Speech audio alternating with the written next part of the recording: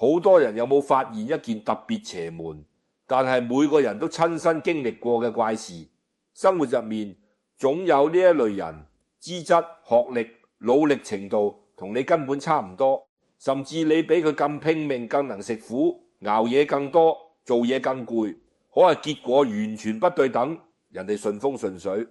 副業穩步增加收入，叫咪一單接一單落地，時不時換新車，成個人容光煥發，氣場全開。反觀你自己，營營役役埋頭苦幹，付出100%力氣，關鍵時刻總係掉鏈子，揾錢費勁，守財更難。明明拼盡全力，卻自始至終留唔住財富，日子過得掹掹緊。好多人百思不得其解，最後只會隨口歸咎於條命唔好，運氣差。今日我講句真心話，喺風水命理同自然能量規律入面，普通人嘅財運差距從來唔係輸喺努唔努力，而係輸喺不知不覺嘅漏財度。你拼命揾錢嘅過程就好似往一個穿咗窿嘅水桶度斟水，再點樣賣力填滿，底部持續漏水，到頭來永遠存唔到積蓄，留唔住福氣。絕大多數人一輩子都係盲摸黑忙，只識埋頭攬錢，卻從來唔明守財嘅底層邏輯。呢個亦係普通人財運坎坷嘅核心根源。市面上太多玄學內容故弄玄虛，搞到大家覺得風水命理虛無新達。其實真正嘅命理規律從來唔係封建迷信，而是實實在在嘅宇宙能量共振法則。萬物皆有能量，萬事皆有氣場。財運嘅本質就係能量嘅匯聚、流循同埋沉澱。老祖宗嘅五行智慧講得好透徹，金為財，土生金。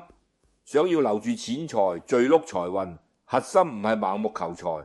而係養好承載財富嘅土，督牢自己嘅氣場底盤。而我哋每個人身上最貼身、最核心、使用頻率最高嘅聚財之土，就係你天天隨身帶住嘅銀包。佢係你嘅專屬移動財富，係你同金錢產生連結最密切、最頻繁嘅媒介。你每日揾錢、儲錢、使錢，所有同財富相關嘅動作都要經過銀包流轉。直接啲講，你對待銀包嘅態度就係你潛意識入面對待金錢嘅態度。你嘅財富乾淨與否、穩固與否、充盈與否，直接決定咗你能接住幾多財、守住幾多財。好多人財運低迷、頻繁漏財，根本唔係運氣差，而係自己親手毀咗自己嘅財富。你嘅銀包入面藏住拖垮你財運嘅3大隱形殺手，分別係死氣、怨氣、破氣。呢3種負面氣場無時無刻唔喺度消耗你嘅財氣，放空你嘅財運，令你明明好努力，卻始終財來財去一場空。今日我唔講虛無縹緲嘅嘢，全程乾貨落地，手把手教你清理財富，斬斷漏財根源，將流失嘅財運一點點養翻嚟。首先第一個漏財殺手就係死氣，亦係最普遍、最容易被忽略嘅財運堵塞元兇。風水入面講，氣以流動為活，財以順暢為序。但凡停滯老舊、失去生命力嘅嘢，都會滋生死氣，徹底塞死你嘅財路。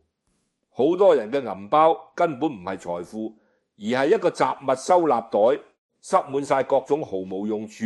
過期失效嘅老舊物件，死氣層層堆積，財氣根本冇辦法流通。大家而家就可以摸自己個銀包出嚟自查，入面係咪躺着呢啲嘢？晨早倒閉咗嘅商鋪會員卡、過期半年、1年嘅優惠券、作廢嘅各類影印本、幾年前嘅景點門票、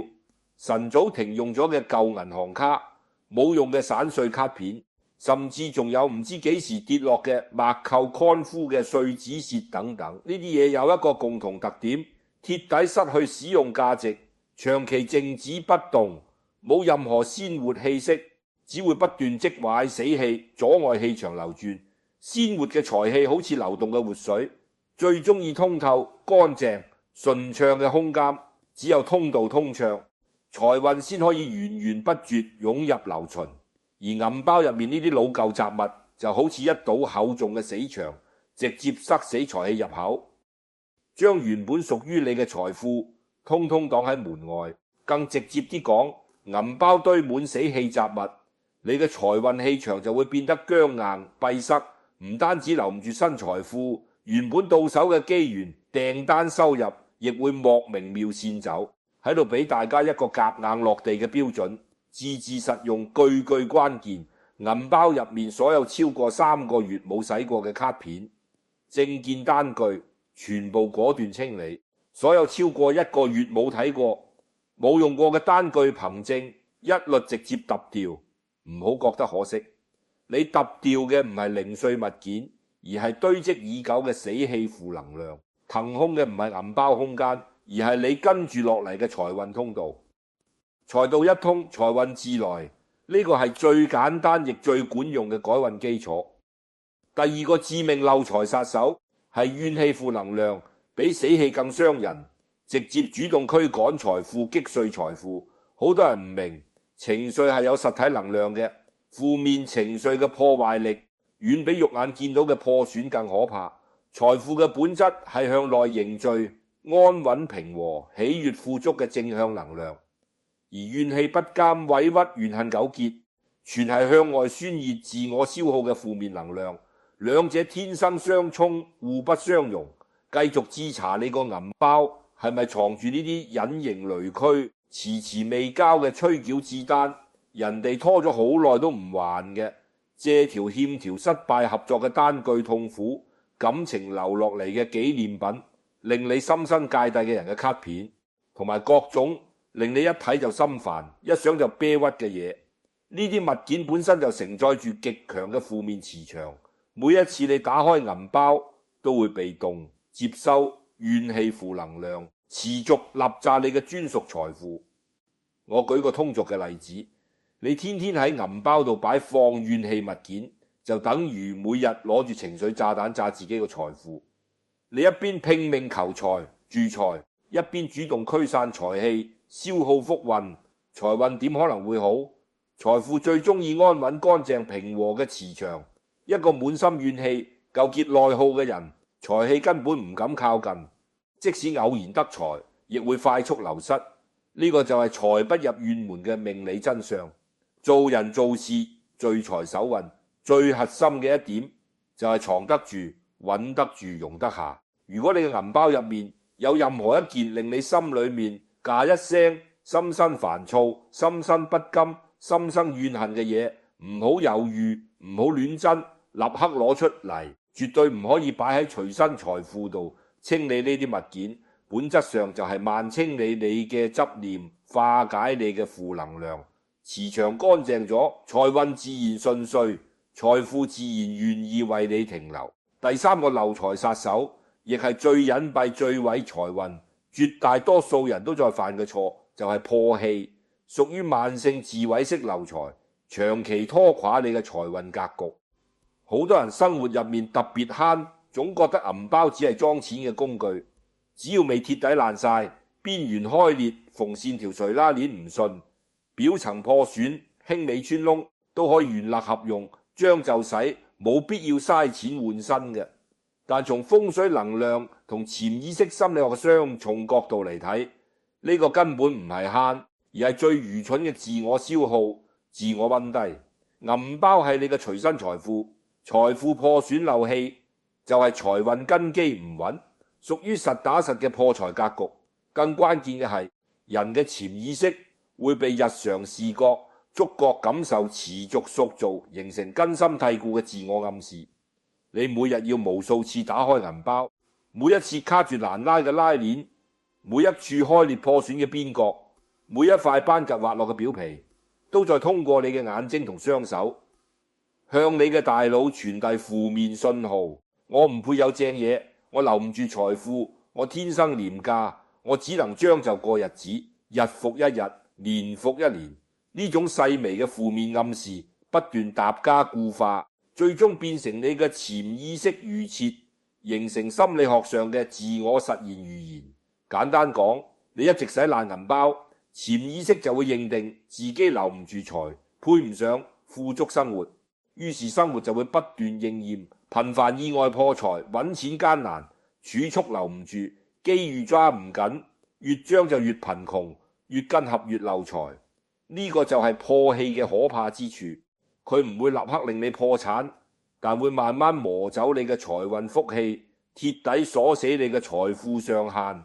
喺度俾大家一個夾硬改運嘅準則，簡單粗暴，絕對管用。只要你個銀包出現破損、開裂、條線除落、卡住穿窿等問題，無論新舊，無論價錢，立刻更換。絕不將就，唔使追求大牌高價，唔使盲目攀比奢華，但係必須質地規整、完好無缺，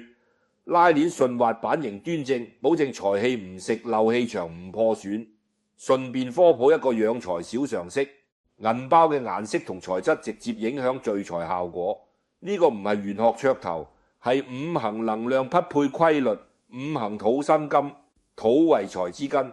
所以最養財最聚財嘅顏色全部係大地色系，棕色、咖啡色、土黃色、米色、卡其色。呢類顏色自帶厚重土氣，能夠穩固財富，凝聚財氣。材質優先揀天然真皮，真皮自帶鮮活自然能量，氣場溫潤厚重，比人工合成嘅塑膠帆布材質更能養財聚福，牢牢鎖住財富能量。清理完三大漏財殺手，解決咗財運外泄嘅根源問題，跟住落嚟同大家分享核心改運方法，亦係我實操多年，幫無數人穩住財運，止住漏財嘅定財硬幣法。方法簡單零門粒，但效果實打實，精準契合五行土生金嘅能量閉環，係普通人最容易落地、最見效嘅隨身聚財法門。原理非常通透易明，銀包屬土，係你嘅隨身財富，硬幣為金屬，五行屬金，喺銀包底部安放一枚合格嘅流通硬幣，就能夠喺你嘅專屬隨身空間度搭建一個微型穩定嘅土生金能量場，形成閉環聚財格局。呢枚硬幣就好似財富嘅定海神針航行船路，核心作用係定財、穩財、鎖財，幫你穩住散亂嘅心念，留住細碎嘅財氣，杜絕財運驕忽財來財去嘅問題。呢個方法望落簡單，但好多人使咗冇效果，甚至反而運勢低迷。核心原因就係觸犯咗4個致命禁忌，一步錯，步步錯，直接廢晒所有聚財效果。今日一次過將所有禁忌講透，等大家唔走彎路，精準改運。第一，嚴禁使用唔流通嘅死幣。好多人誤區好深，覺得古錢幣、紀念幣祈福同錢更靈、更聚財，其實大錯特錯。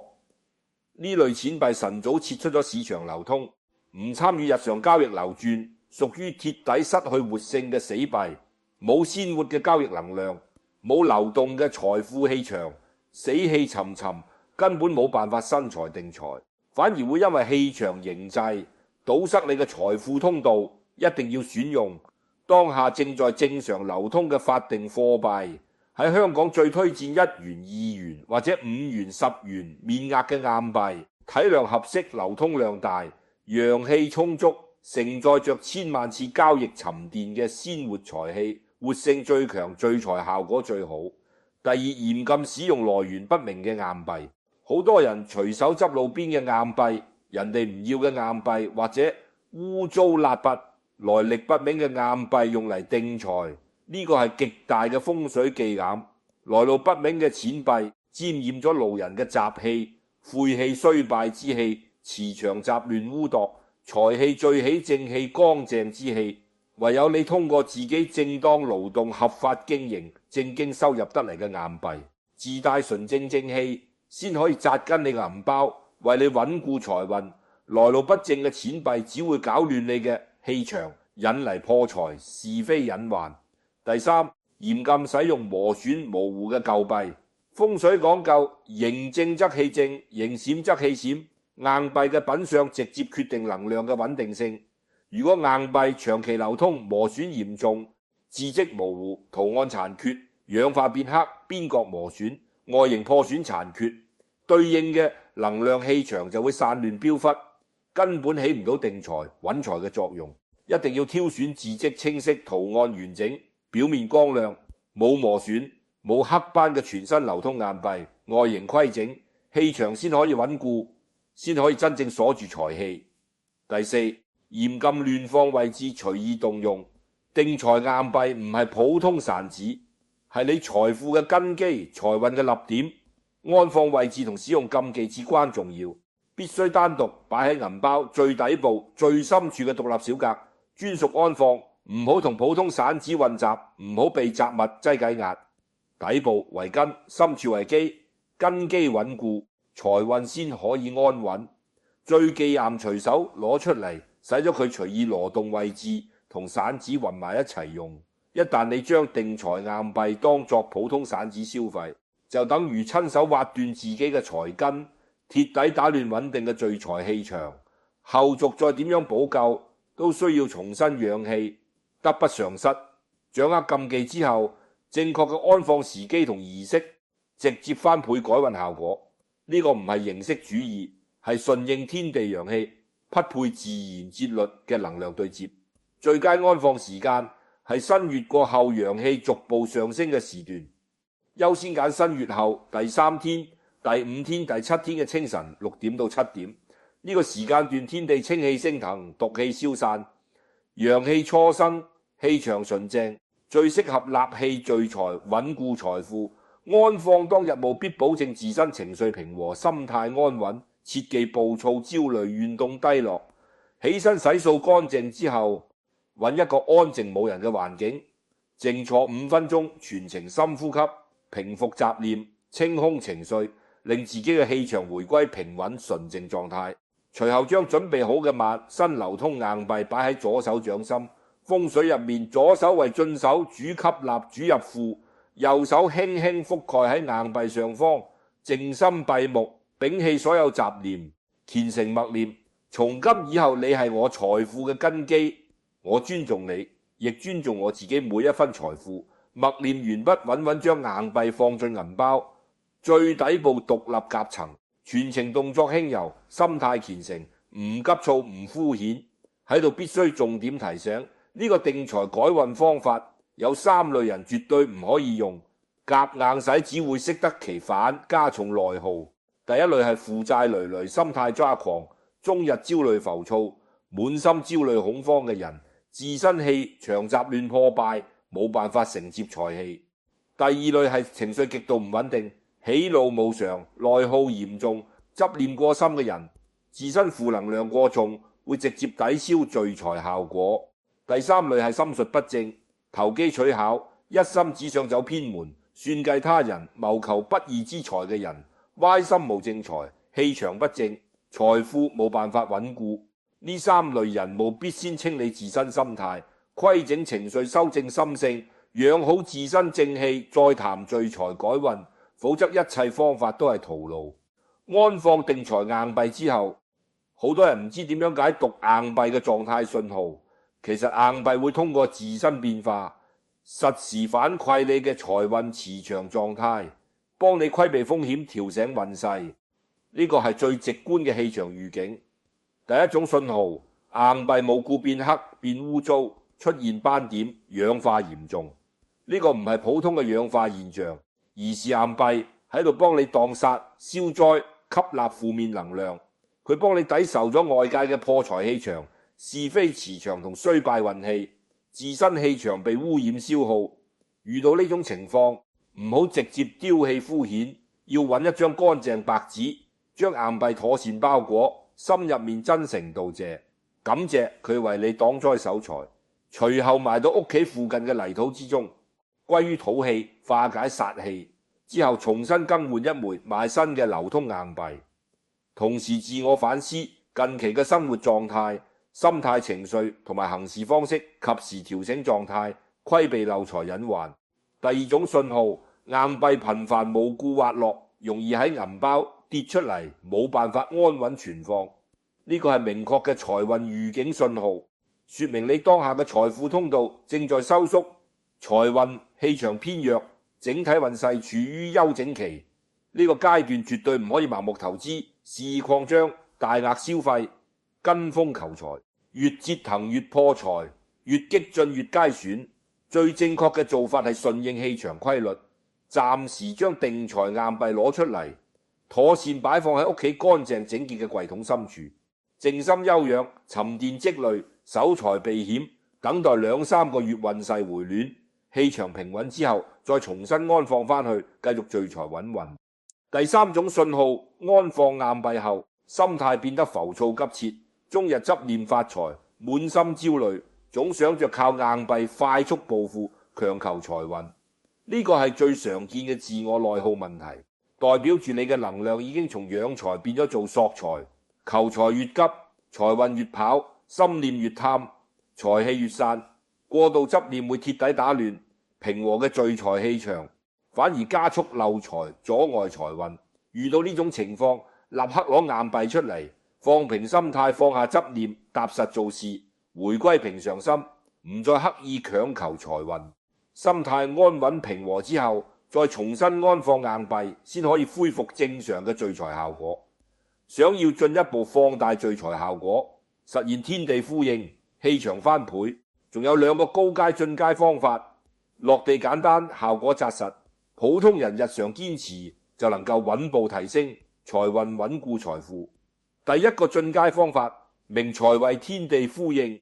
喺你安放定財硬幣嘅當日，同步喺屋企明財位做好佈局。住宅風水入面，大門對角線嘅位置就係全屋明財位，係家居聚財嘅核心點位，主管全家整體財運福氣。喺明財位擺放一個乾淨嘅陶瓷或者土製小碟，陶瓷土製器物五行屬土，厚重穩實，最能聚氣固財。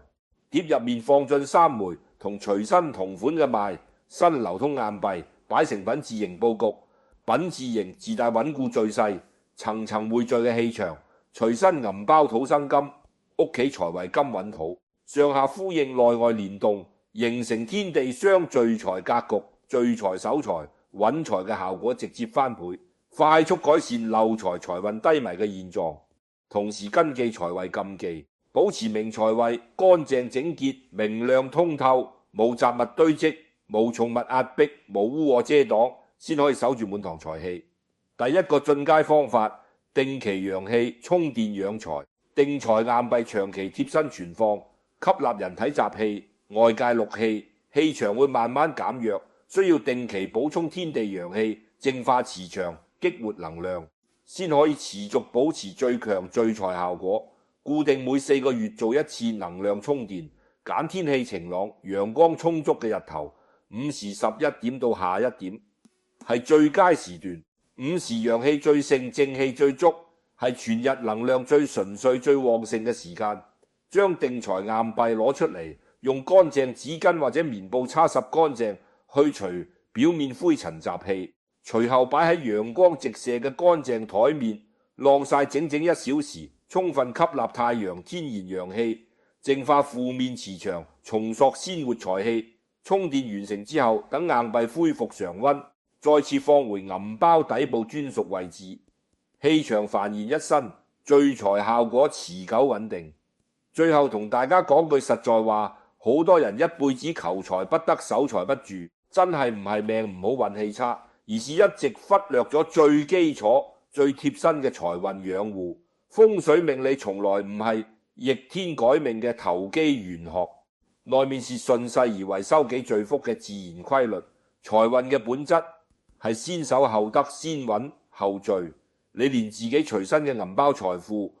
都打理唔乾淨，穩固唔住，再點樣拼命揾錢，四處求財都係本末倒置，徒勞無功。努力決定你能唔能掹到錢，但氣場決定你能唔能留住錢。清理銀包死氣，化解怨氣，破除破氣，係指住漏財嘅根基。安放定財硬幣，養護財富氣場，順應天地規律，係聚祿財運嘅關鍵。唔好總係話冒人哋順風順水，財運亨通，人哋不過係守住咗自己嘅財氣，養好咗自己嘅氣場底盤。從今日開始，改咗漏財漏雜，規整隨身財富，養護自身氣場，將雜亂清空，將負面化解，將根基打穩，你嘅財氣自然會慢慢匯聚，財運自然會逐步回暖。踏實做好每一個細節，穩住氣場，守住本心，往後餘生財運自會順遂富足，福氣自會漫長相伴。